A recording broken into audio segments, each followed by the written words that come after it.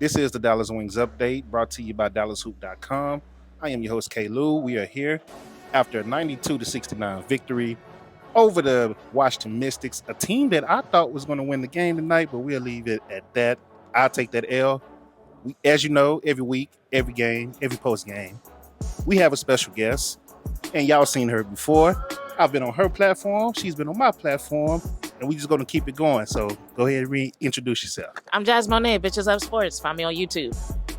Bow, there it is. So once again, 92-69 victory. Dallas Wings dominate on the boards. They get 5 players in double digits. They had over 30 assists.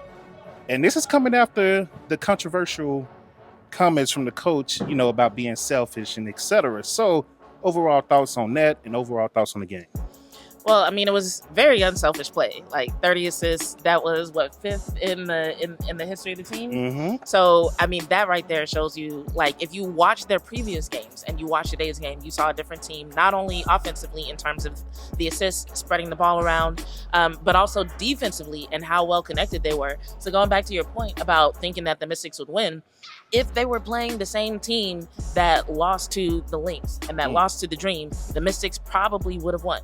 But I think the thing that made a difference is that the Wings came out and looked like a different team tonight, honestly, especially on the defensive side. Not 100% perfect. I mean, no team is, but I mean, there were noticeable differences in their rotations. Obviously, with the rebounding, that made a huge difference. I mean, the fact that they were able to hold Sonia Citron to 7 points was a direct result of what Coach talked about at halftime. For anybody watching the broadcast on Peacock, he talked about how he wanted to make sure and limit the opportunities for the Mystics to score, which sounds like such a simple thing. It's like, well, the team with the most points wins, so limit their opportunities to score. But they were incredibly effective at it. And for Jessica Shepard's 16 rebounds, I believe 12, I'm going off the top of my head here, but something like 12 were defensive rebounds, meaning she was integral. She and her physicality were integral in limiting the Mystics' opportunities and in limiting the scoring of their highest scoring players. So we saw a different team tonight and got a different result. There you go.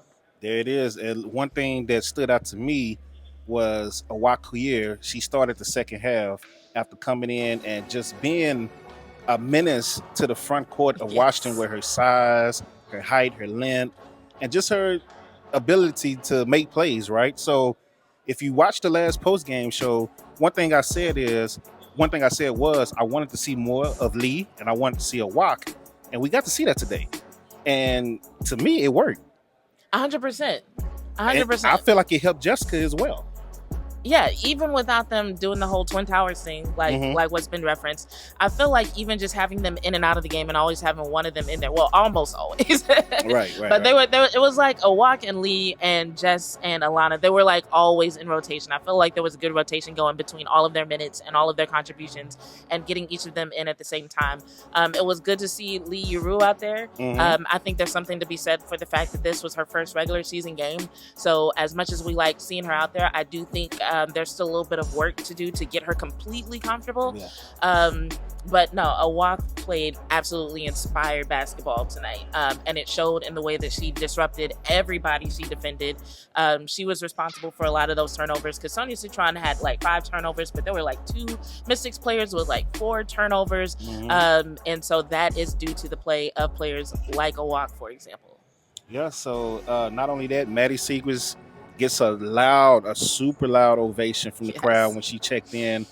And she came in and got 20 minutes. I believe that's her most minutes played this year.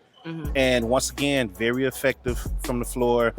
I mean, I don't know how else to say it. You just got to play her more. I'm sorry. I don't know how else to say it. I was trying to think of a creative way to say it, but you just got to keep playing. I think she'll get more minutes later in the season.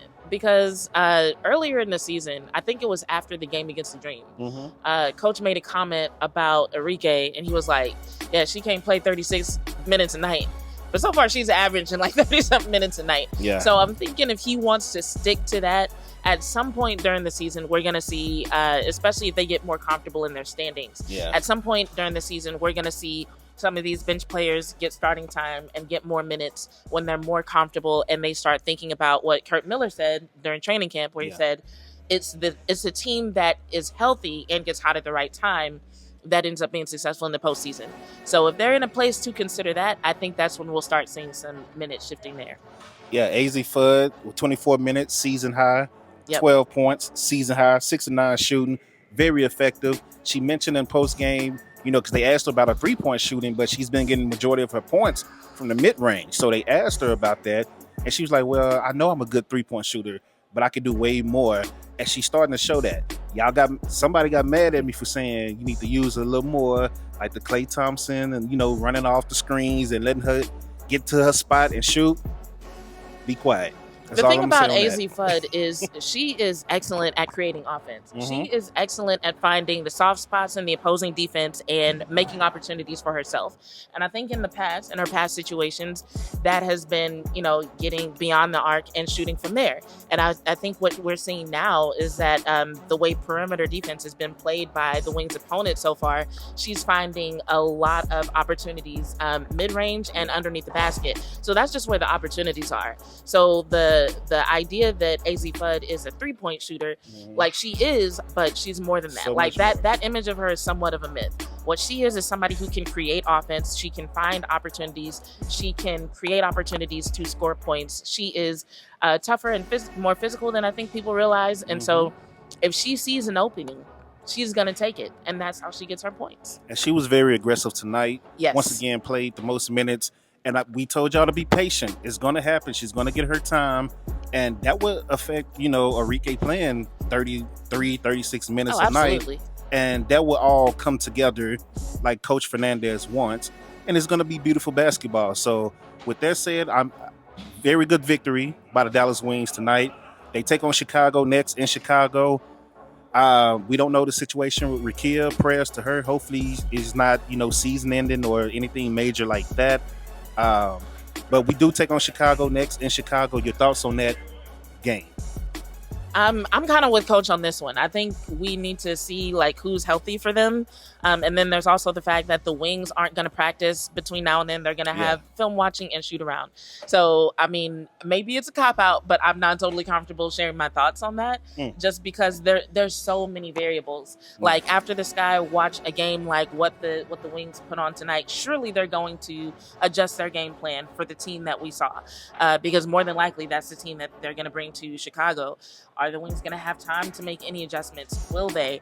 Will Chicago even be healthy enough to think about those adjustments?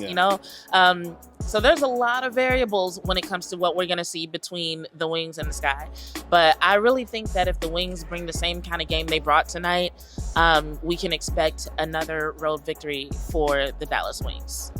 What did you think about Arike's comment about not caring about what people think about the team in the locker room?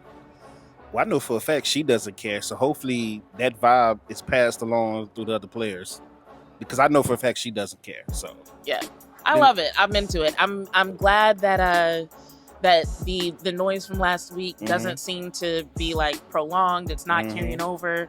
And I asked that question because I really was curious if they felt like the record needed to.